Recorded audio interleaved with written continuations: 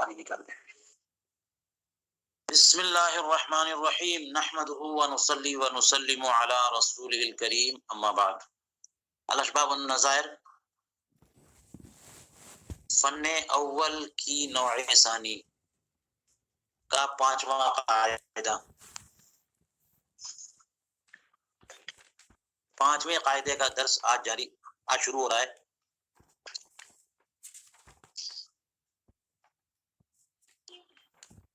اور یہ 5واں قاعدہ آپ کے سامنے اسکرین پر ہے. فرماتے ہیں القاعدۃ الخامسہ تصرف الامام علی الرعیۃ منوط بالمصلحہ. امام کا رعایا پر تصرف کرنا مصلحت سے متعلق ہے. منوط یعنی متعلق یا معلق، کہ مصلحت پر معلق ہے، یعنی جوڑنا، لٹکا دینا. ناتا ینوتو یعنی مصلحت کی شرط سے مشروط اور مصلحت کی قید سے مقید ہے. امام کا لفظ جو ہے نا کبھی کبھی ذرا عام ہو جاتا ہے. کس کو؟ خلیفہ، سلطان اسلام، قاضی، علاقے کا امیر، عامل. امام صلاۃ مستثنا سے. تو امام کا تصرف یعنی قاضی ہو، سلطان اسلام ہو، اگر یہ لوگ رعایا پر کچھ تصرف، یعنی ان کو ولایت حاصل ہوتی ہے نا، امام کو ولایت حاصل ہوتی ہے، لیکن ولایت یہ نظر اور مصلحت سے ہے.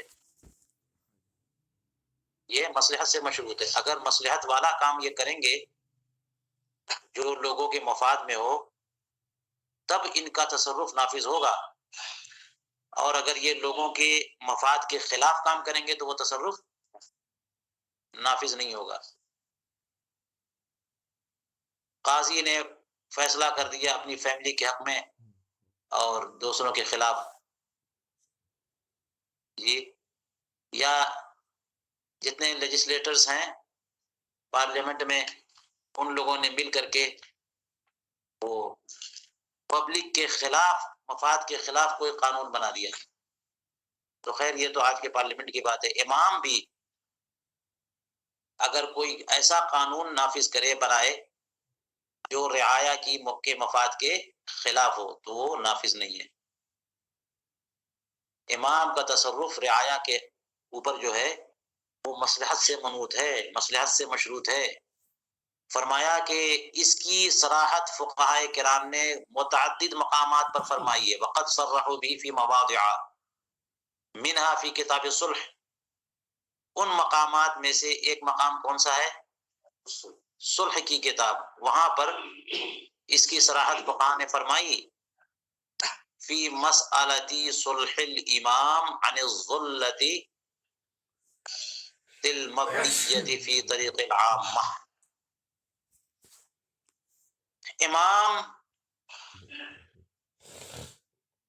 شاہراہ عام پر کوئی چھجا بنا ہوا ہو، سائبان بنا ہوا ہو، اس کے متعلق امام کوئی صلح کا اقدام کرتا ہے تو اس مسئلے میں صلح کے بیان میں فقہاء نے اس کی تصریح فرمائی ہے کہ امام روڈ پر کوئی سائبان بنا ہوا ہے، اس کا مسئلہ ہو گیا ہے، اس کے گرانے کا، ڈھانے کا یا بنانے کا یا باقی رکھنے کا کوئی ایشو پیدا ہو گیا، اب امام صلح کرتا ہے تو یہ مصلحت کی قید سے مقید ہے. اگر لوگوں کے فائدے میں ہے ایسا فیصلہ کیا تو اس کی صلح نافذ ہے، ورنہ نافذ نہیں ہے. یہ مسئلہ دیکھنا چاہیے کہ کس کتاب میں ہے اور امام کی صلح سے کیا مراد ہے.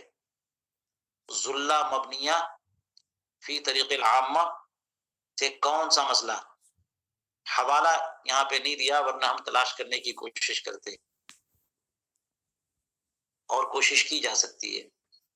چند کتابیں، کتاب الصلح کی تو صراحت کر دی انہوں نے کہ امام نے ظلہ مبنیہ کے تعلق سے صلح کی، جو کہ روڈ پہ بنا ہوا ہے، عام لوگوں کی راہ پر کے راستے پر بنا ہوا ہے، تو اس میں اس کی صلح نافذ تبھی ہوگی جبکہ لوگوں کے مفاد میں ہو، لوگوں کے برخلاف ہو تو نہیں۔ تو اس کی تخریج کرنی چاہیے، یہ کام رہ گیا، کسی صاحب کو توجہ ہو اور تھوڑی سی کوشش کریں تو یہ عبارت کہیں پہ مل سکتی ہے۔ لیکن کہنا صرف اتنا ہے کہ یہ جو بات، جو قاعدہ پیش کر رہے ہیں، یہ کیا یہ قاعدہ کسی فقی نے اس کی صراحت کی ہے؟ اتنی بات کہنا ہے تو ہاں، اس کی صراحت لوگوں نے کی ہے۔ چلیے، فرماتے ہیں کہ وَصَرَّحَ بِهِ الْإِمَامُ ابو یوسف رحمہ اللہ فی کتاب الخراج۔ کتاب الخراج میں امام ابو یوسف کی کتاب، کتاب الخراج جو ہے بڑی مشہور کتاب ہے، اس میں امام ابو یوسف رحمہ اللہ نے بھی اس کی صراحت کی ہے فی مواضع، کئی مقامات پہ۔ لیجئے، اب تو اس کو تلاش کرنا آسان ہو گیا نا، کتاب الخراج کھولیے، اب آپ کہیں گے کتاب الخراج ہمارے پاس ہے نہیں، تو یہ مل جائے گی، کوئی مشکل چیز نہیں ہے، ہو سکتا ہے کہ شاملہ میں موجود مل جائے آپ کو۔ فرماتے ہیں کہ وَصَرَّحُوا بِهِ وَصَرَّحُوا فِي كِتَابِ الْجِنَایَاتِ أَنَّ السُّلْطَانَ لَا يَصِحُّ عَفْوُهُ عَنْ قَاتِلِ مَنْ لَا وَلِيَّ لَهُ وَإِنَّمَا لَهُ الْقِصَاصُ وَالصُّلْحُ۔ دیکھیے کہ فقہائے کرام نے کتاب الجنایات میں بھی اس کی صراحت فرمائی ہے۔ کہتے ہیں کہ بادشاہ اگر ایسے شخص کے قاتل کو معاف کر دے کہ جس مقتول کا کوئی ولی نہیں ہے، ایسے مقتول کے قاتل کو معاف کر دے تو اس کا معاف کرنا درست نہیں ہے، اس کی معافی صحیح نہیں، لا یصح عفوہ۔ سلطان اسلام اگر معاف کر رہا ہے کسی قاتل کو تو اس کی معافی درست نہیں ہے۔ قرآن کریم میں ہے نا کہ قتل کا کفارہ کیا ہے؟ قصاص ہے، اور اگر کفارہ ہے تو کفارہ یہ ہے جی، اس کا ہاں نہیں، اور بھی کہ تحریر رقبہ مومنہ، یا پھر 60 مسکینوں کا معاملہ، 60 روزے۔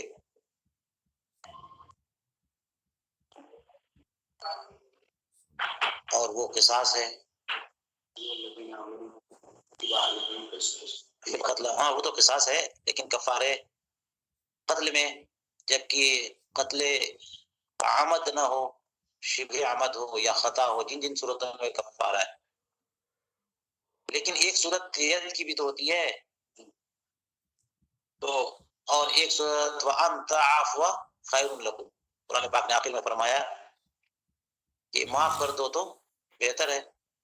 تو اولیاء مقتول قاتل کے قصاص کو مکمل طور پر معاف بھی کر سکتے ہیں، لیکن معاف کرنے کا اختیار اولیاء مقتول کو ہے، کسی اور کو، لہذا امام کو بھی نہیں ہے، کیونکہ یہ مصلحت کے خلاف ہے، یہ مصلحت کے کہ اس طرح تو کوئی بھی قاتل قتل کرے گا اور اس کے متعلقین پہنچ جائیں گے امام سلطان کے پاس، قاضی کے پاس، معاف کر دیے کسی صورت سے، تو معاف کر دیں، تو مقتول کے ورثاء کے حق میں تو نہیں نہ ہے، یہ ان کے برخلاف ہے۔ اس لیے اگر امام ایسے مقتول جس کا کوئی ولی نہیں ہے اس کے قاتل کو معاف کرے تو یہ معافی صحیح نہیں ہے۔ وَإِنَّمَا لَهُ الْقِصَاصُ وَالصُّلْحُ، اس کے پاس دو ہی اختیار ہے۔ اب جب مقتول کا کوئی ہے ہی نہیں تو اختیارات جائیں گے نا ولی کے پاس، تو ولی کے پاس دو ہی آپشن ہے، یا تو قصاص لے یا صلح کریں۔ کسی دیت پر صلح کر لیں، جو دیت بنتی ہے اس پہ صلح کر لیں یا پھر قصاص لیں. وَإِنَّمَا لَهُ الْقِصَاصُ وَالصُّلْحُ، اس کے لیے تو قصاص اور صلح دو ہی آپشن ہے، معافی کا آپشن ان کے پاس نہیں ہے. ٹھیک ہے. چلیے کہتے ہیں کہ یہ جو جزیہ صراحتاً موجود ہے کتابوں میں کہ امام ایسے مقتول کے قاتل کو معاف نہیں کر سکتا جس مقتول کے ورثاء یا اولیاء نہ ہوں.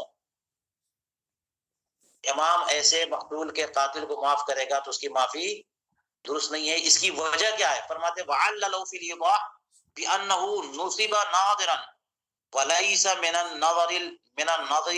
النظر للمستحق العفو. اس کی وجہ ایضاح میں یہ بتائی کہ امام تو ناظر کی حیثیت سے متعین کیا گیا ہے. امام سے مراد چاہے عامل لے لو یا امیر علاقے کا امیر لے لو، چاہے قاضی لے لو، یہ لوگ نگراں اور نگہداشت اور ذمہ دار کی حیثیت سے متعین کیے گئے نا، کہ ان کو اتھارٹی دے گئی جو من میں آئے کرتے چلے جاؤ. ایسا تو نہیں ہے کہ ڈکٹیٹرشپ حوالے کر دی گئی ہے. تو یہ ناظر ہے. ناظر کا مطلب غور و فکر کر کے مصلحت اور مفاد کے فیصلے کرو. اس کی وجہ ایضاح میں یہ بتائی گئی کہ امام کا تعین اور تقرر ناظر اور نگراں کی حیثیت سے ہوتا ہے کہ غور و فکر کر کے مفید مشورے دے، نہیں مفید فیصلہ کرے. اور فرماتے ہیں کہ مستحق کے حق میں عفو نظر سے نہیں ہے. مستحق کے حق میں عفو معاف کر دینا، اس کا نظر سے کیا تعلق؟ یہ جملہ بڑا مشکل ہے، میں چاہوں گا آپ لوگ اس کی ترکیب کریے. اور میں نے عبارت پڑھ دی ہے، وضاحت بھی کر دیتا ہوں. وَلَيْسَ مِنَ النَّظَرِ الْعَفْوُ.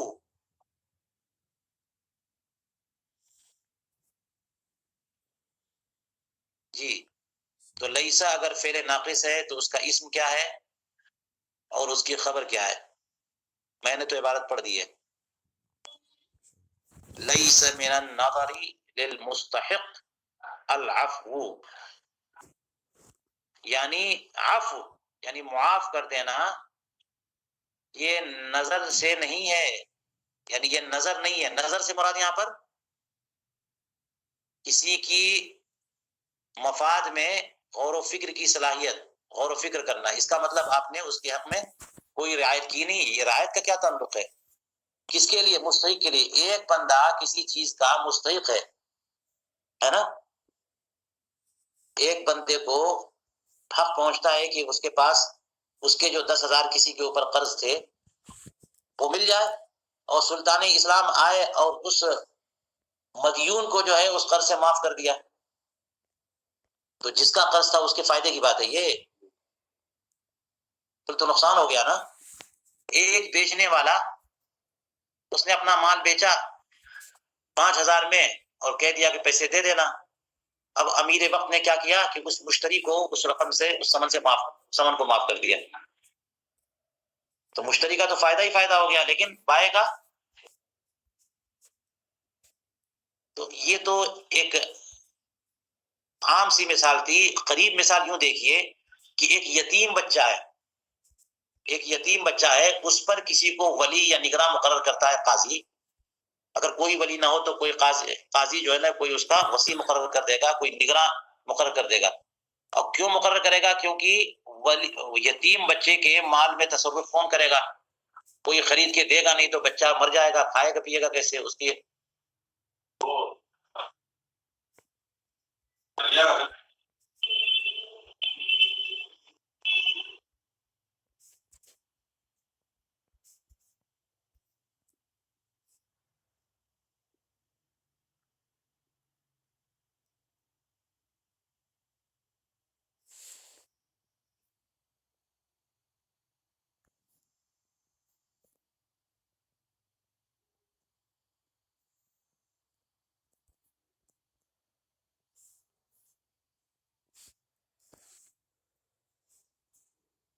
جی کیا مثال بتا رہا تھا؟ یتیم بچہ، یتیم بچے کے لیے قاضی نے کسی کو نگراں مقرر کیا، تو کس لیے مقرر کیا؟ کہ اس کے مفاد کے فیصلے کرے نا۔ اس نے اٹھایا کہ اس کا مال کسی کو بیچ دیا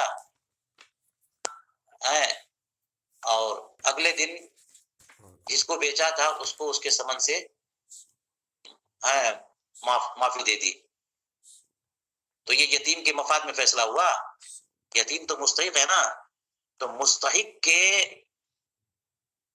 حق میں یہ نظر اور رعایت نہیں ہے کہ امیر وقت جو ہے یا قاضی جو ہے وہ معاف کر دیا کرے کسی حق کو، جس کے اوپر وہ حق ہے وہ معاف کر دے، یہ سلطان اسلام یا امیر معاف کر دے۔ جو اس کا حقدار تھا اس کے حق میں یہ رعایت یا نظر نہیں ہے، تو جناب اس لیے اس کو یہ فیصلہ درست بھی نہیں ہے۔ چلیے، تو ایک صریح جزیہ یہاں پر بیان فرما کر کے اس کی توجیہ فرمائی، اس کی تعلیل کی وجہ بتائی کہ کیوں اسے یہ حق نہیں ہے کہ معاف کر دے۔ وجہ یہ ہے کہ وہ ناظر متعین کیا گیا ہے نا، وہ ایسا فیصلہ کرے گا جس کا وہ ناظر ہے، اور اگر عام لوگوں کا ناظر ہے تو عام کے حق میں اگر اس کا فیصلہ نہیں ہوا، ان کے مفاد کے خلاف ہوا، تو یہ فیصلہ نافذ نہیں ہوگا۔ یہی ہے اصل قاعدہ کہ امام کے تصرفات مصلحت کی شرط سے مشروط ہیں، اگر مصلحت کے خلاف ہوئے تو نافذ نہیں۔ چلیے کہتے ہیں اس کی اصل بتائیے، فرمایا وَأَصْلُهَا مَا أَخْرَجَهُ سعید بن منصور عن البراء۔ حضرت سعید بن منصور، ان کی بھی کتاب ایک ہے حدیث پاک کی، بڑی مشہور ہے، مسند۔ اس کتاب میں سعید بن منصور نے براء ابن عازب رضی اللہ تعالیٰ عنہ سے اس حدیث پاک کی تخریج کی ہے۔ فرماتے ہیں کہ قال عمر رضی اللہ تعالیٰ عنہ انی انزلت نفسی من مال اللہ تعالی بمنزلۃ ولی الیتیم ان احتجت اخذت منه فاذا ایسرت رددته فان استغنیت استعففت۔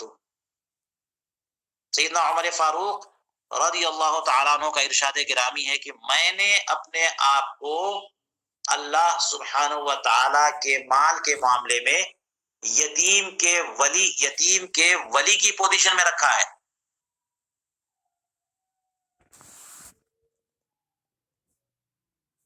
ولی یتیم کی منزل میں اپنے آپ کو سمجھتا ہوں۔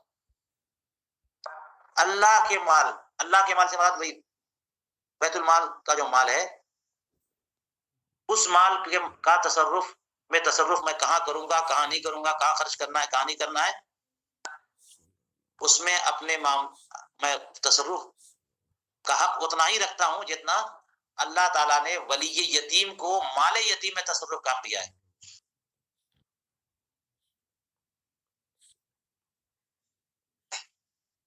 کہ اگر مجھے ضرورت ہوئی تو میں اس سے لے لوں گا، اور جب خوشحالی آئی تو اسے واپس کر دوں گا، اور اگر ضرورت بالکل نہیں ہے تو میں پاک دامنی اختیار کروں گا، میں لوں گا ہی نہیں۔ سورہ نساء میں اللہ تبارک و تعالیٰ نے یتیم کے مال کے تعلق سے فرمایا وَلَا تَأْكُلُوا أَمْوَالَ الْيَتِيمِ، یتیموں کے مال کو نہ کھاؤ اپنے مال کے ساتھ ملا کر کے۔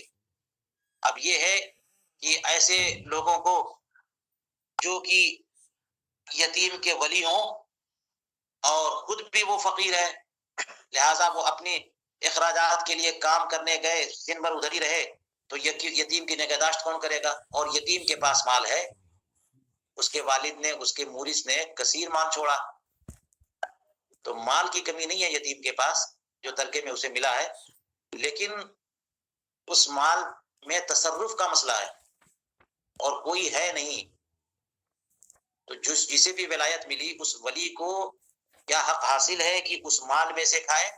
تو اصلاً یہ جائز نہیں ہے، لیکن اگر فقیر ہے اس کا ولی تو اس کو اجازت ہے اس وجہ سے کہ اس کی نگہداشت کرے یتیم کی، کہ اگر وہ چلا گیا تو یتیم تو ضائع ہو جائے گا، تو اپنے بقایا حیات کے لیے جس قدر ضرورت ہے اس یتیم کے مال سے خود کھا سکتا ہے بقدر ضرورت، جیسا اللہ تعالیٰ نے فرمایا وَلَا تَأْكُلُوهَا إِسْرَافًا وَبِدَارًا، ان یکبروا، حد سے زیادہ نہیں. جناب پہلے تو دال روٹی کھاتے تھے، اب مرغ چل رہا ہے، یتیم کا مال ہے. اسراف کے ساتھ نہیں، جتنی ضرورت ہے اتنا کھائے، اور اس جلدی میں بھی نہیں کہیں یکبروا، کہیں بڑے نہ ہو جائیں، جلدی جلدی کھاؤ، کہیں بڑے نہ ہو جائیں. بڑے ہو جائیں گے تو فَإِذَا آنَسْتُم مِّنْهُمْ رُشْدًا فَادْفَعُوا إِلَيْهِمْ أَمْوَالَهُمْ، جب وہ بڑے ہو گئے، ہوش سنبھال لیا، اب اپنا وہ خود اپنے اخراجات کر سکتے ہیں، تو پھر اب تم جاؤ نا کام سے، اب ان کے حوالے کرو. فَادْفَعُوا إِلَيْهِمْ أَمْوَالَهُمْ. تو اللہ تعالیٰ نے فرمایا فمن کان منکم، ہاں فإن کنتم من کان فقیرا فلیأکل بالمعروف ومن کان غنیا فلیستعفف.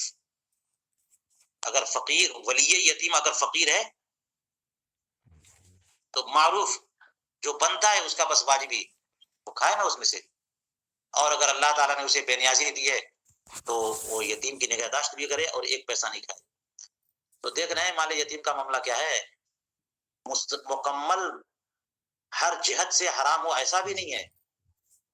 اس کا ولی اس مال یتیم سے کھا سکتا ہے، لیکن بقدر ضرورت، واجبی طور پہ جب ضرورت ہوتا. تو سیدنا عمر فاروق رضی اللہ عنہ فرماتے ہیں کہ جو حکم مال یتیم کا ولی یتیم کے تصرف کے تعلق سے ہے مال یتیم میں، وہی حکم میں اپنے اوپر نافذ کرتا ہوں بیت المال کی پراپرٹی اور مال کے تعلق سے. ایسا نہیں کہ میں جہاں چاہوں خرچ کر دوں. فرماتے ہیں وذکر الامام ابو یوسف رحمہ اللہ فی کتاب الخراج قال بعث عمر بن الخطاب رضی اللہ تعالی عنہ عمار بن یاسر على الصلاة والحرب، وبعث عبد الله بن مسعود على القضاء وبیت المال، وبعث عثمان بن حنیف على مساحة الارضین. دیکھیے کتاب الخراج میں یہ واقعہ لکھا ہے کہ سیدنا عمر بن خطاب رضی اللہ تعالی عنہ ان تین بزرگوں کو، سیدنا عمار بن یاسر کو نماز اور جنگ کے امور کا ولی بنا کے بھیجا کہ اس کی نگرانی کریں، اور سیدنا عبداللہ بن مسعود رضی اللہ تعالی عنہ کو قاضی بنا کے بھیجا، قضاء پر اور بیت المال پر نگراں، اور سیدنا عثمان بن حنیف رضی اللہ تعالی عنہ کو مساحت الارضین، زمین کی پیمائش کے جو کام ہے، اور اس کی پیمائش بیچنے، خریدنے، وقف کرنے، اور اس کے یا عمومی طور پر جو ہے وہ خراج کا حساب کرنے کے معاملے میں جو اس کی ضرورت پڑتی ہے، بہت سارے امور میں ضرورت پڑ سکتی ہے. تو زمینوں کی پیمائش کا نگراں اور ذمہ دار بنا کر کے حضرت عثمان ابن حنیف رضی اللہ تعالیٰ عنہ کو بھیجا. تین آدمی کو بھیج دیا نا. اور فرماتے وَجَعَلَ بَيْنَهُمْ شَاةً كُلَّ يَوْمٍ فِي بَيْتِ الْمَالِ شَطْرَهَا وَبَطْنَهَا لِعَمَّارٍ وَرُبْعَهَا لِعَبْدِ اللَّهِ بْنِ مَسْعُودٍ وَرُبْعَهَا الْآخَرِ لِعُثْمَانِ بْنِ حنیف. اور ان تینوں بزرگوں میں ایک بکری بیت المال سے ہر روز کر دی کہ بیت المال سے ایک بکری تم لوگ لے لیا کرو روزانہ، اور وہی تمہارا گزارا ہے، اسی کو ذبح کر کے تم لوگ جو ہے نا کھا لو، بیچ کر کے لے لو، کچھ بھی کر لو، جیسے بھی استعمال کرو. تو ایک بکری، لیکن یہاں پہ بتایا بھی شطرہا وبطنہا لعمار، اس کا شطر تو جوز کو بھی کہتے ہیں، عموماً اس کو نصف کے معنی میں استعمال کیا جاتا ہے، نصف، آدھی بکری، اور اس کے پیٹ میں جو لیور اور جو ہے تل وغیرہ ہے، جو پیٹ میں جو چیزیں ہیں وہ عمار ابن یاسر کے لیے، اور ایک چوتھائی حضرت عبداللہ ابن مسعود کے لیے، اور ایک دوسری والی چوتھائی جو ہے وہ حضرت عثمان ابن حنیف کے لیے. اب دیکھنا یہ کم زیادہ دے رہے کہ نہیں دے رہے ہے نا. آدھا تو دے دیا عمار ابن یاسر کو، اور پھر آدھے میں سے دو حصے کر دیے، ایک جو کہ پورے کا چوتھائی ہو گیا وہ کس کے لیے، سیدنا عبداللہ ابن مسعود، اور دوسرا اور ربع آخر جو ہے سیدنا عثمان ابن حنیف رضی اللہ تعالیٰ عنہ کے لیے. جی تو ہو سکتا ہے کہ حضرت عمار ابن یاسر رضی اللہ تعالیٰ عنہ کا قد اور قد و قامت جو ہے نا وہ زبردست ہو. اس کا قد و قامت، جس کی قد و قامت زبردست ہو، اس کی غذا بھی زیادہ ہو، کیونکہ غذا زیادہ ہو. کسی کی غذا زیادہ ہوتی ہے نا، کسی کی کم ہوتی ہے. اس لیے کہ یہ بات کتابوں میں لکھی بھی ہے کہ حضرت عبداللہ ابن مسعود رضی اللہ تعالیٰ عنہ قد و قامت میں بہت مختصر تھے، نہایت ہی مختصر، بہت چھوٹے تھے، ان کا قد جو ہے نا وہ بہت چھوٹا تھا. تو یہ تو خیر قد کا تقاضا نہیں ہے کہ کسی کی غذا، بس عموماً ہو سکتا ہے. تو حضرت عبداللہ ابن مسعود کو 1/4 دے رہے ہیں، حضرت عثمان ابن حنیف کو 1/4 دے رہے ہیں،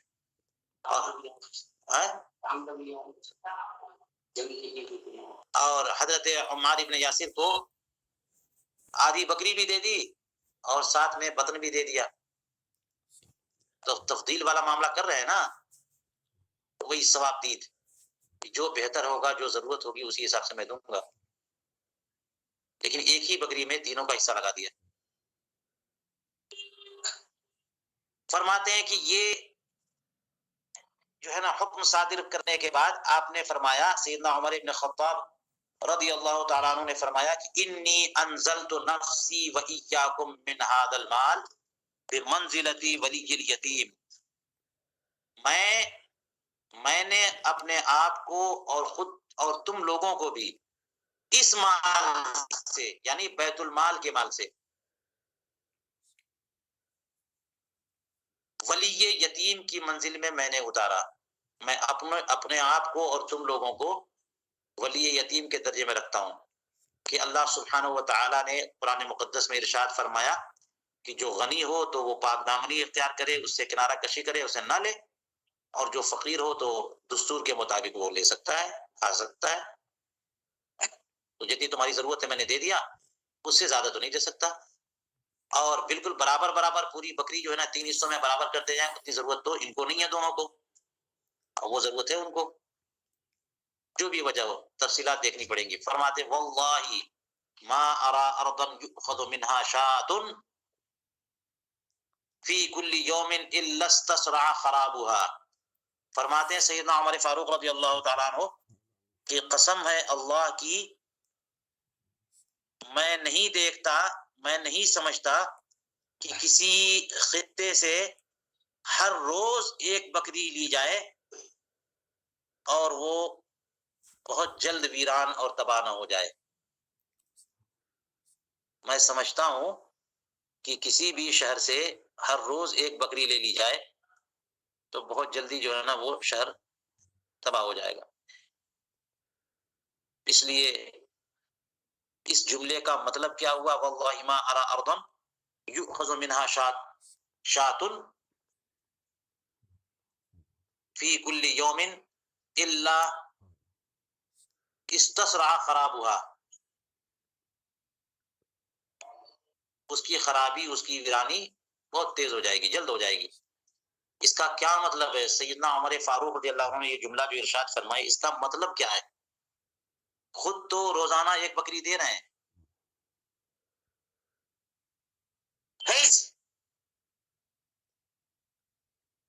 اس کا ایک مطلب یہ ہو سکتا ہے جو میں نے عرض کیا کہ ہر بندے کو ایک بکری نہیں دے رہے ہیں نا، 3 حضرات کو بڑے بڑے کام پہ بھیجا اور ایک بکری میں تینوں کا کام چلا دیا.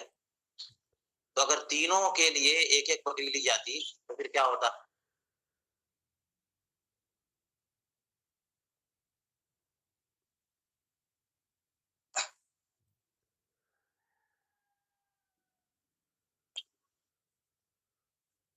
یہ مطلب ہو سکتا ہے اس جملے کا. فرماتے ہیں فعلی ھذا لا یجوز له التفضیل. اس بنیاد پر امام کے لیے تفضیل جائز نہیں ہے. امام کے لیے تفضیل جائز نہیں ہے کہ کسی کو زیادہ دے، کسی کو کم دے. تفضیل کا مطلب کسی کو ترجیح دے، ترجیحی سلوک جو ہے نا امام کے لیے جائز نہیں. یہاں پر یہ جو ہے ایک اشکال ہے، اور اس پر غور کریے گا تو اشکال بہت واضح ہے، لیکن علامہ حموی نے اس کی طرف اشارہ کیا. دیکھ لیجئے حموی، میں کھولتا ہوں.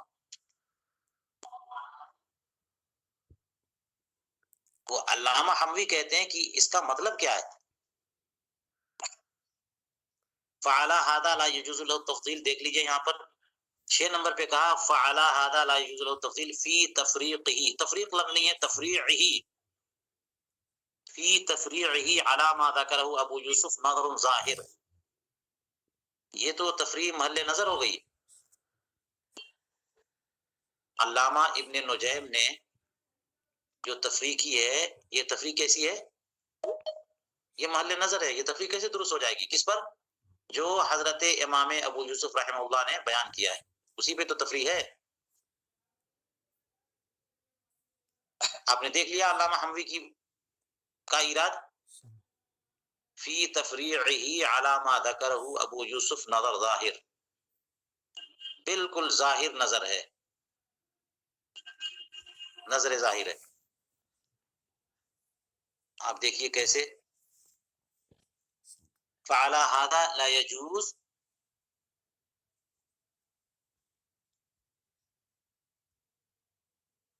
کیونکہ اس کو فا ہے نا یہاں پہ، فا برائے تعقیب،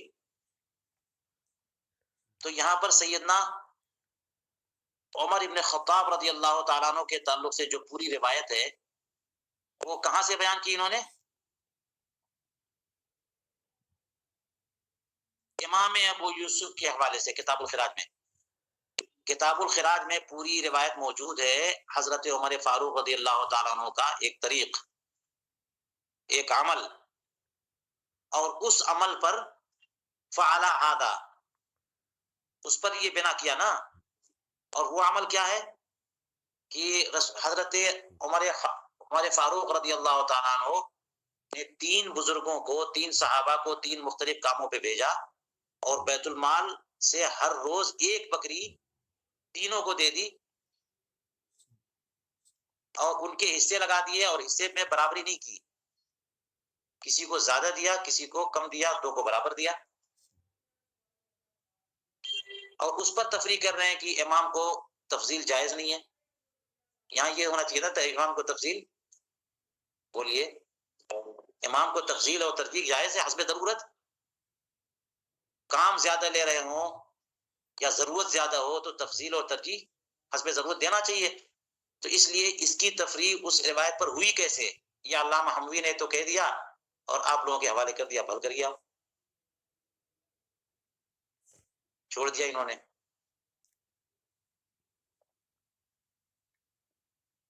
میں غور کر رہا ہوں تو مجھے یہ بات سمجھ میں آتی ہے کہ یہ تفریق اس پر نہ ہو کر کے آخری والے جملے پر ہو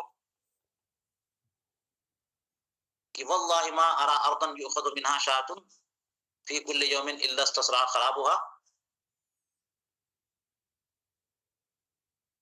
لیکن اس کی بھی توجیہ مشکل ہو جائے گی۔ تو زیادہ واضح یہ بات ہے جو مجھے سمجھ میں آتی ہے، اور میں نے اپنی کتاب میں اس پر ایک ہلکا سا لکھ دیا ہے، اے تفضیل بلا سبب، ہے نا، کہ جب انہوں نے یہ بات کہی کہ کسی علاقے سے روزانہ 1 بکری لے لی جائے تو وہ علاقہ تو 10 دن میں 10 بکری ختم، اور 100 دن میں 100 بکریاں ختم، تو مال رہ کہاں جائے گا؟ ہر بندے کے لیے 1 بکری دے دیں تو، اس لیے لحاظ کیا جائے گا کہ علاقہ اور خطہ جو ہے نا آباد بھی رہے، تو بلا سبب جو ہے نا ترجیحی سلوک نہیں ہونا چاہیے کہ کوئی صاحب فضل و کمال ہے تو اس کو جناب 100 بکری دے دیا اٹھا کے، ضرورت ہے 1 بکری کی 1 بکری دینا۔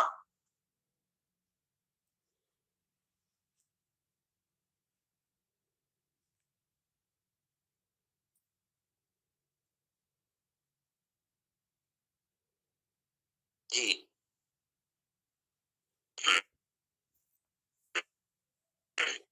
اس میں یہاں پر علامہ شامی نے کیا لکھا ہے؟ فعلی ھذا لا يجوز التفضیل، فعلی ھذا لا يجوز التفضیل پر کہتے ہیں اے علی مراعات الضرورت، ضرورت کی رعایت کرتے ہوئے تفضیل جائز نہیں ہے۔ اس کا کیا مطلب ہوا؟ علامہ شامی نے جو کہہ دیا، اس پہ بھی میں کہوں گا کہ آپ لوگ غور کریے۔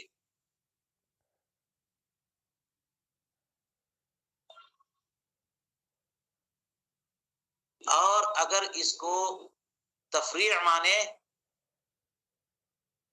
کس پر؟ حضرت عمر فاروق رضی اللہ تعالیٰ عنہ کے اس ارشاد پر کی میں اپنے آپ کو اللہ تعالی کے مال میں اسی پوزیشن میں رکھتا ہوں، اس پوزیشن میں اللہ تعالیٰ نے یتیم کے مال میں یتیم کے ولی کو رکھا ہے کہ وہ نہیں کھا سکتا، تو اس لیے تفضیل جائز نہیں ہے، یعنی بلا وجہ، بغیر کسی استحقاق کے۔ چلیے فرماتے ہیں وَلَكِنْ قَالَ فِي الْمُحِيطِ مِنْ کتاب الزکاة، کتاب الزکاة میں محیط سے مراد محیط سرخسی عموماً ہوتی ہے، محیط رضوی بھی ہوتی ہے، فرماتے ہیں کہ وَالرَّأْيُ إِلَى الْإِمَامِ مِنْ تَفْضِيلٍ وَتَسْوِيَّةٍ مِنْ غَيْرِ أَنْ يَمِيلَ فِي ذَلِكَ إِلَى هَوَى، رائے امام کی طرف موکول ہوگی، تفضیل یا تسویہ جو چاہے کرے وہ، بغیر اس کے کہ اس معاملے میں خواہش نفس کی طرف اور باطل کی طرف وہ جھکاؤ کرے، صرف لوگوں کا حق دیکھے، استحقاق دیکھے، ضرورت دیکھے بس، اگر کوئی ضرورت نہیں ہے تو بالکل برابری، اور اگر کسی کا حق زیادہ بنتا ہے تو وہاں تفضیل، تو تفضیل اور تسویہ یہ دونوں امام کے پاس ہے، تفضیل اور تسویہ کا اختیار امام کو ہے، لیکن یہ کس شرط سے مشروط ہے؟ بغیر اس کے کہ ہوا کی طرف مائل ہو، لوگوں کی ضرورتوں کو دیکھ لیجیے کتاب الزکات میں یہ کیا فرمایا، یہ لاکن سے استدراک کیا نا، تو پہلے تو یہ کہا کہ امام کو کسی تفضیل کی ضرورت نہیں ہے، کوئی ترجیح نہیں کر سکتا، اور آگے فرمایا کہ امام کو اگر ہوائے نفس کی طرف میلان نہ ہو، بلا سبب ترجیحی سلوک کی بات نہ ہو، یہ مزاج نہ ہو، تو امام کو حق پہنچتا ہے کہ اپنی ثوابدید کے مطابق لوگوں کے مفاد میں حسب استحقاق کسی کو زیادہ دے، کسی کو کم دے، اور یا پھر سب کو برابر دے۔ فرمایا ولا یحل لهم الا ما یکفیہم ویکفی اعمالهم بالمعروف، اور لوگوں کے لیے، عوام کے لیے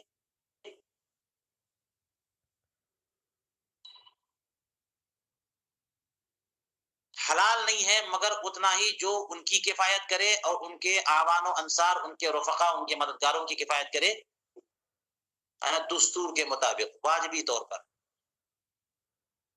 اس سے زیادہ جو ہے اگر امام نے، قاضی نے، سلطان نے دے دیا، یہ مطلب نہ سمجھے یہ لوگ کہ وہ بھی جائز ہو گیا، فرمایا کہ نہ تو امام کا بلا وجہ میں زیادہ دینا جائز ہے اور نہ ان لوگوں کا زیادہ لینا جائز ہے۔ فرماتے وَإِن فَضَلَ مِنَ الْمَالِ شَيْءٌ بَعْدَ إِيصَالِ الْحُقُوقِ إِلَى أَرْبَابِهَا قَسَمَهُ بَيْنَ الْمُسْلِمِينَ، اور اگر مال میں سے کچھ بچا رہ جائے بعد اس کے کہ حقوق ارباب حقوق تک پہنچا دیں، حقوق ارباب حقوق تک پہنچا دیے جائیں، امام بھیج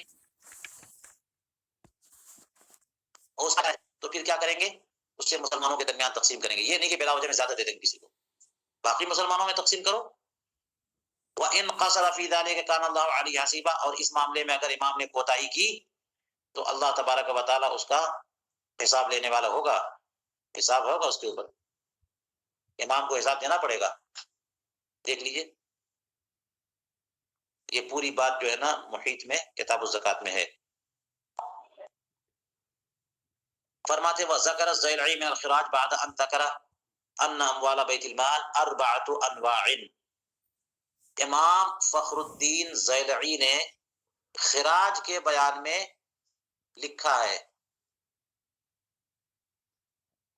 خراج کے بیان میں لکھا بعد اس کے کہ انہوں نے یہ ایک اصولی طور پر ایک بات ذکر کی کہ بیت المال کے اموال 4 طرح کے ہوتے ہیں، بعد ان ذکر ان اموال بیت المال اربعۃ انواع، بیت المال کے اموال جو ہے وہ کتنے طرح کے ہوتے ہیں؟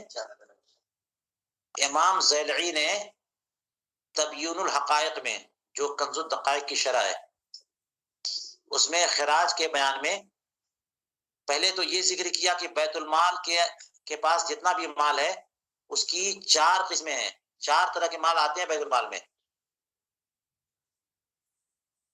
اس کو میں نے اپنے حاشیے میں لکھ دیا ہے کہ 4 طرح سے مراد یہ ہے، 4 طرح کے مال کی، ایک تو جزیے اور خراج کا جو مال آئے گا، جو بھی خراج کا مال آئے گا وہ بیت المال میں جمع ہوگا، وہ لوگوں میں تقسیم ہوگا، تمام مسلمانوں میں، صرف یہ نہیں کہ غریب اور فقیروں کو۔ اسی طرح سے دوسرا مال جو ہے وہ خمس کا ہے، اور خمس کا بیان آپ نے پڑھا، یعنی مال غنیمت سے جو خمس ہے، وَاعْلَمُوا أَنَّمَا غَنِمْتُم مِّن شَيْءٍ فَإِنَّ لِلَّهِ خُمُسَهُ، وہ ہے نا پوری آیت کریمہ۔ اور معادن کے بارے میں پڑھ لیا آپ نے، رکاز کے بارے میں پڑھ لیا، وہاں سے خمس دینا ہوتا ہے۔ تو خمس یعنی باقی 4 حصے تو مستحقین جو لوگ نکالیں گے، جو لوگ حاصل کریں گے ان کا، لیکن خمس کہاں جائے گا؟ یہ بیت المال میں جمع ہوگا۔ اس کو بھی جو ہے نا رفع عام کے کاموں میں، مفاد عامہ کے کاموں میں، راستہ بنانا، پل بنانا، مسافر خانہ بنانا، یہ سب چیز بنانے میں استعمال کریں گے۔ اور اس کے بعد جو ہے وہ صدقات واجبہ ہوتے ہیں، زکوٰۃ ہے، عشر ہے، صدقہ فطر ہے، یہ بھی جو ہے نا اموال ظاہرہ کے صدقات واجبہ سلطان اسلام عامل مقرر کر کے وصول کرے گا، بیت المال میں جمع کیا جائے گا، لیکن اس کو ہر ایک جگہ نہیں استعمال کر سکتے، فقراء کو دیں گے۔ 3 طرح کا مال ہو گیا۔ چوتھا مال ہے جو گم شدہ مال ہوتا ہے، لقطہ، یا وہ ترکہ، ایسے بندے کا ترکہ جس کا کوئی وارث نہیں۔ آپ نے مصارف ترکہ پڑھ لیا نا، تو آخر میں لکھا گیا تھا کہ بیت المال میں جمع کریں گے، تو ایسا ترکہ جس کا کوئی وارث نہیں ہے وہ بیت المال میں جمع ہوتا ہے۔ تو لقطہ اور ترکہ، یہ 4 طرح کے مال ہوتے ہیں، ہر ایک کا استعمال بھی الگ الگ ہے۔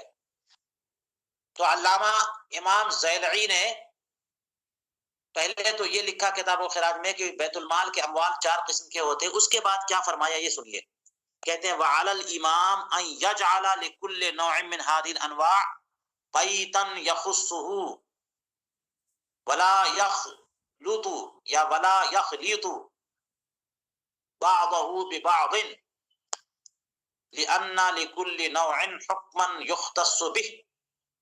فرماتے ہیں کہ یہ امام کی ذمہ داری ہے کہ ان 4 انواع میں سے ہر نوع اور ہر قسم کے لیے الگ الگ خانہ بنائے، الگ الگ بیت المال مقرر کرے، مختص کرے جو اسی کے لیے خاص ہو، اور بعض مال کو بعض دوسرے کے ساتھ خلط ملط نہ کرے۔ اس لیے کیوں ایسا نہ کرے؟ کیونکہ ان میں سے ہر نوع اور ہر قسم کے مال کے لیے ایک الگ حکم ہے جو اسی مال کے ساتھ خاص ہے۔ زکوٰۃ کے مال سے آپ پل نہیں بنا سکتے، ہوٹل یا ہاسپٹل نہیں بنا سکتے، روڈ نہیں بنا سکتے، رفاع عام کے کام نہیں کر سکتے، تملیک فقیر شرط ہے، تو زکوٰۃ کا مال الگ رکھنا ہوگا نا، تو اس کے لیے الگ بیت المال مقرر کریے۔ جی اسی طرح لقطہ کا مال ہے، وہ اغنیا کو نہیں دیا جا سکتا، لیکن خمس یہ رفاع عام کے کام میں اس کو استعمال کر سکتے ہیں۔ تو جتنے قسم کے مال ہیں جانب بھی الگ الگ ہیں، تو خلط ملط کر دیں گے تو حقوق ادھر ادھر ہو جائیں گے نا۔ اس لیے فرماتے ہیں کہ امام کی یہ ذمہ داری ہے کہ 4 کو الگ الگ رکھے، کیونکہ 4 کے احکام الگ الگ ہیں۔ الی ان قال، یہاں تک کہ انہوں نے فرمایا وَيَجِبُ عَلَى الْإِمَامِ أَن يَتَّقِ اللَّهَ تَعَالَى وَيَصْرِفُ إِلَى كُلِّ مُسْتَحِقٍ قَدْرَ حَاجَتِهِ مِنْ غَيْرِ زِيَادَةٍ۔ امام کی ذمہ داری ہے، امام کے اوپر واجب ہے کہ اس معاملے میں اللہ تعالیٰ سے ڈرے اور ہر مستحق کی طرف اسی قدر خرچ کرے جتنا کہ اس کی حاجت ہے، بغیر کسی زیادہ اتنی ہے اس سے زیادہ آپ دے رہے ہو۔ حضرت عمر فاروق رضی اللہ تعالیٰ عنہ نے ایک صحابی کو 1/4 بکری کا 1/4 دیا، ایک کو 1/4 دیا، ایک کو آدھا دے دیا۔ تو جن کو 1/4 میں کام چل جائے گا ان کو زیادہ تو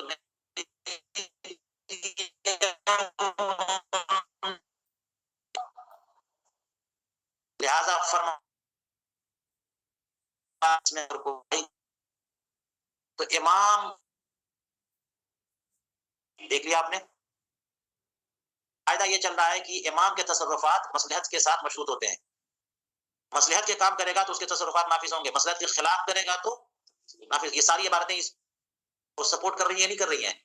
امام مطلق نہیں ہو گئے، کہ جو چاہے کریں، ڈکٹیٹر ہو گئے، ایسا نہیں ہے، ان کو مصلحت عامہ کے مطابق کام کرنا ہے۔ اور چلیے کہتے ہیں وفی کتاب الخراج لابی یوسف رحمہ اللہ، اس کتاب میں یہ لکھا ہے کہ ان ابا بکر رضی اللہ تعالیٰ عنہ قسم المال بین الناس بالسویہ فجاء الناس فقالوا له يا خلیفۃ رسول اللہ علیہ الصلاۃ والسلام انك قسمت هذا المال فسويت به بين الناس ومن الناس اناس لهم فضل وسوابق وقدم فلو فضلت اهل السوابق والقدم والفضل لفضلهم۔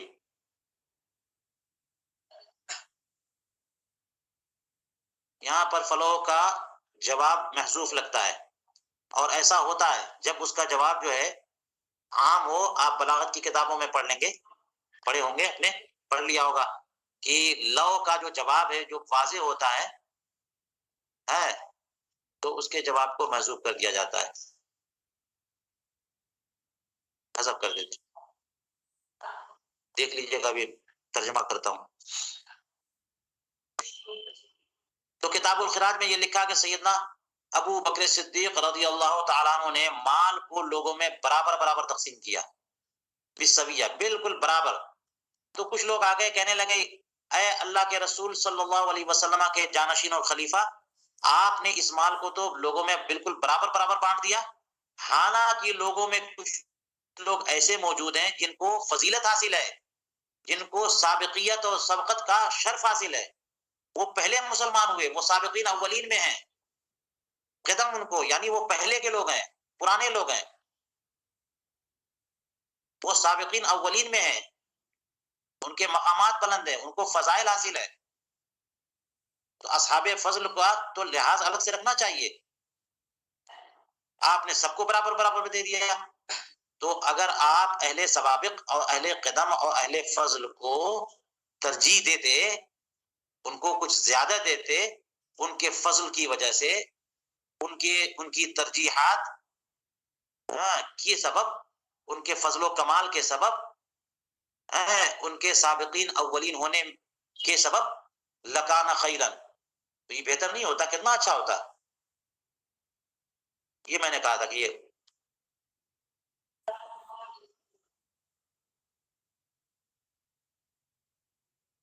اس کا جواب محذوف ہے۔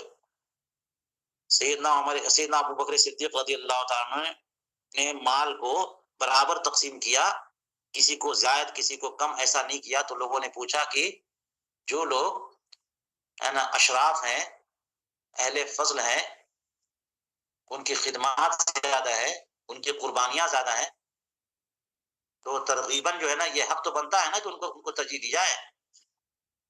بعد والے آج ہی مسلمان ہو گئے، ان کو بھی اتنا ہی مل گیا، اور جن کی بے شمار قربانیاں ان کو بھی اتنا ہی ملا۔ فقال، تو حضرت ابو بکر صدیق رضی اللہ تعالیٰ عنہ کا جواب سنیے، فرماتے اما ما ذکرتم من السوابق والقدم والفضل فما اعرفنی بذلك فانما ذلك شیء ثوابه على الله تعالی فهذا معاش فالاسوة فيه خیر من الاثرہ۔ سیدنا صدیق اکبر رضی اللہ تعالیٰ عنہ کا ارشاد ہے کہ جو تم لوگ ذکر کرتے ہو سوابق و قدم و فضل کا، کہ کچھ لوگ ایسے لوگ ہیں جو سبقت لے گئے اسلام اور ایمان میں، سابقین اولین میں لوگ ہیں، سینئر لوگ ہیں، اصحاب قدم ہے نا، وہ سینئر صحابہ ہیں جن کی قربانیاں بے شمار ہیں، اور کچھ وہ بھی ہیں جو اہل فضل ہیں جن کے فضائل رسول کریم علیہ السلام نے بیان کیے، اگرچہ وہ کچھ لوگوں کے بعد مسلمان ہوئے۔ سیدنا عمر فاروق رضی اللہ تعالیٰ عنہ 40 نمبر پہ مسلمان ہوئے ہیں، تو 2 نمبر پہ نا فضیلت میں۔ تو جن سوابق و قدم اور فضل و کمال کا تم ذکر کرتے ہو ہے، تو فما اعرفنی بذالک، مجھے اس کی کیا خبر، یعنی کس کو کتنی فضیلت حاصل ہے یہ مجھے پتا نہیں ہے۔ وَإِنَّمَا ذَلِكَ شَيْءٌ، یہ تو ایسی چیز ہے کہ جس کا ثواب، جس کا اجر ان کو اللہ کی بارگاہ میں ملے گا۔ یہ تو دینی فضیلتیں ہیں نا، یہ اخروی سعادتیں ہیں. تو اخروی سعادتوں کا بدلہ جو ہے نا، یعنی وہ اعمال، وہ کردار جن کے سبب اخروی سعادتیں ملتی ہیں، ان کا جزا، ان کی جزا تو وہ آخرت میں ملے گی نا، دنیا میں اجر ملے گا ان کا.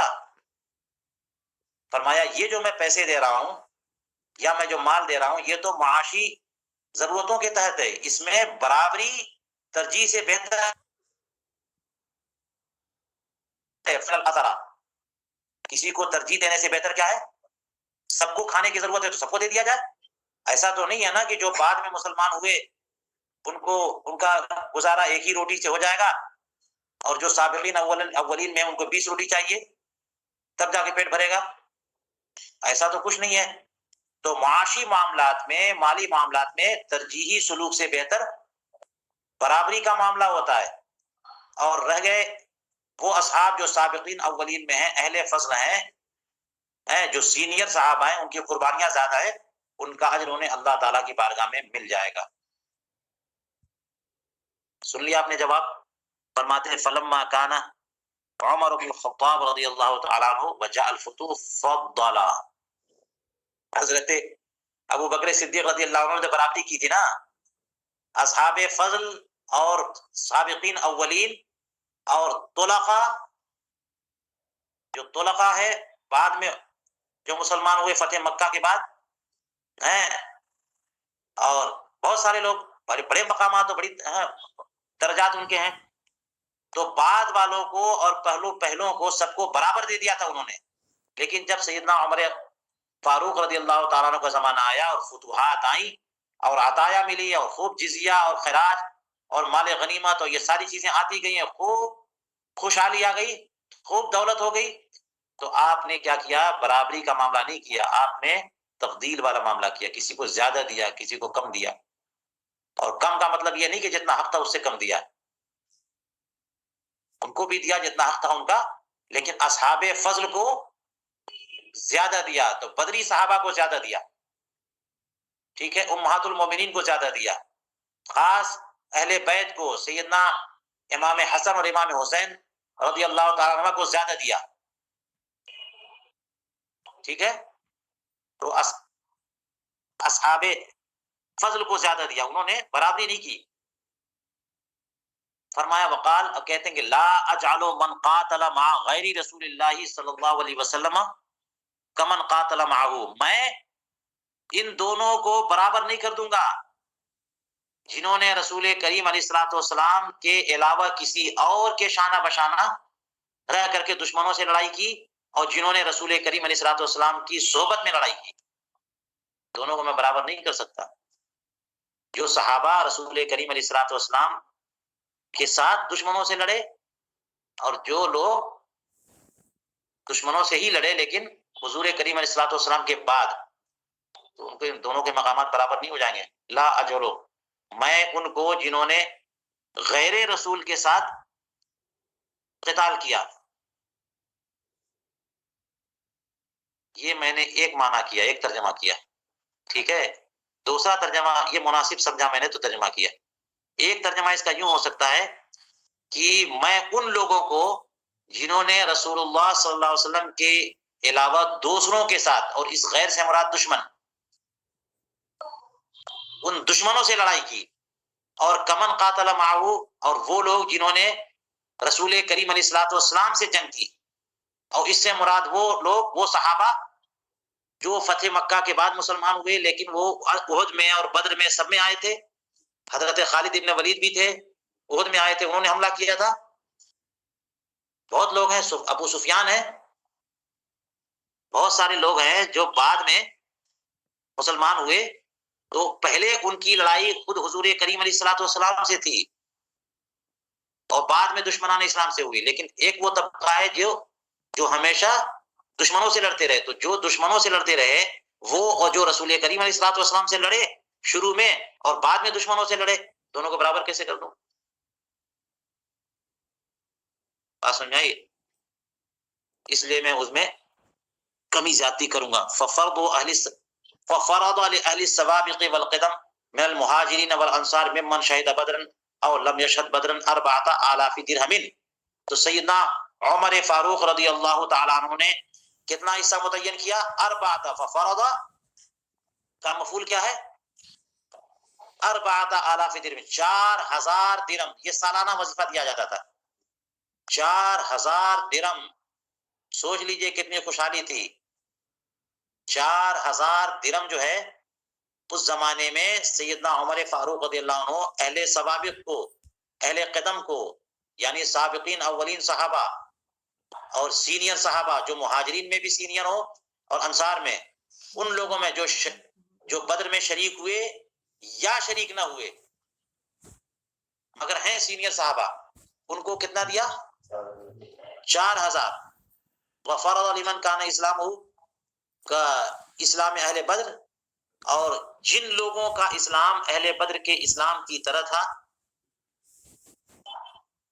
یعنی بالکل مماثل نہیں ہے لیکن اس سے متصل، دون ذالک کچھ کم، یعنی اسی زمانے میں مسلمان ہوئے، بدر کی فتوحات دیکھ کر کے مسلمان ہوئے، تو ان کے لیے حصہ رکھا۔ اچھا دون ذالک، دون ذالک اصل میں فردا کا مفعول ہے، دون ذالک کیا ہے؟ اس سے کم، 4000 ان سابقین کے لیے جو پہلے مسلمان ہوئے، اور بدر کے ایام میں جو مسلمان ہوئے ان کو 4000 سے کم رکھا۔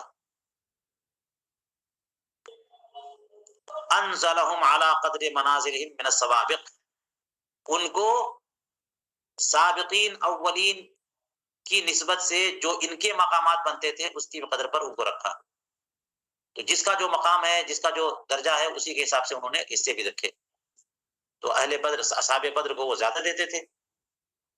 تو چلیے یہ باتیں ہو گئی، اس سے سمجھ میں آیا کہ برابری کرنا یا کمی زیادتی کرنا کسی اصل کے تحت، تقاضے کے تحت، فضیلت کی بنیاد پر، یہ دونوں حق امام کو ملتا ہے۔